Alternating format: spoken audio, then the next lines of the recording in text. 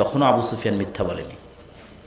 কেননা মিথ্যা বললে নেতৃত্বের ক্রাইটেরিয়াতে বাতিল হয়ে যায়, আর নেতা থাকতে পারে না।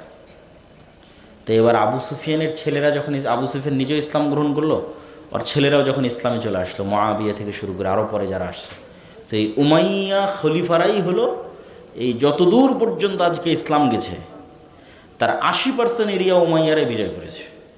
তারপরে তো আর কেউ সীমানা বাড়াতেই পারেনি। সীমানা ওই পর্যন্তই শেষ যে পর্যন্ত উমাইয়ারা বাড়িয়েছে। উমাইয়াদের আমলি মোহাম্মদ বিন কাসিম ভারত বিজয় করেছে, তো আজ পর্যন্ত ভারতে ইসলাম আছে। যেখানে যেখানে ইসলাম আছে সেখানে সেখানে উমাইয়াদের শাসনামলি গেছে। ওরাই সবচেয়ে বেশি এরিয়া বিজয় করেছে, কেন ওরা শ্রেষ্ঠত, নেতৃত্বের শ্রেষ্ঠতায় আসীন ছিল।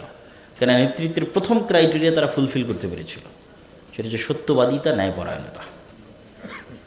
আর এখন একজন মুসলমান খুঁজেন, ওসি, ডিসি, এসপি, মন্ত্রী, minister, AC land, sub registrar, SP, মুখে দাড়িও পাবেন, 50-100 বার উমরাও করেছে, ঠিক আছে, মাথায় দেখা যাচ্ছে টুপিও আছে, কিন্তু যখন ওই চেয়ারে বসতেছে তখন ঘুষ খায়।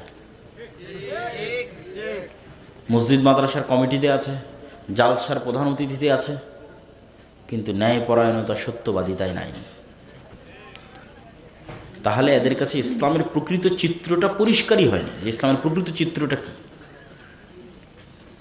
এবং এরা ইসলামের বাহ্যিক আমলগুলোকে ধোঁকা দেওয়ার জন্য ব্যবহার করতেছে। নিজেকে ধোঁকা, আল্লাহকে ধোঁকা, মানুষকে ধোঁকা, 3টে ধোঁকা।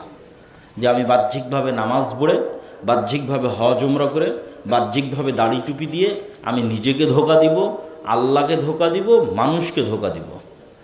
কিন্তু ঈমান মানেই তো সত্যবাদিতার উপর দাঁড়িয়ে থাকা। লা ঈমান আল ঈমান লা আমানাত লাহু।